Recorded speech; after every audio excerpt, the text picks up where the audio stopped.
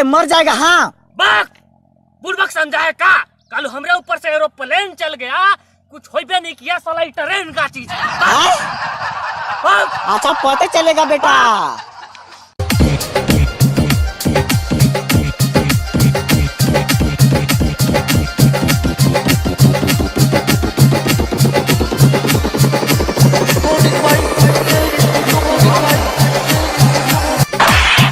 आदमी उससे ही मारता है जिसे प्यार करता है।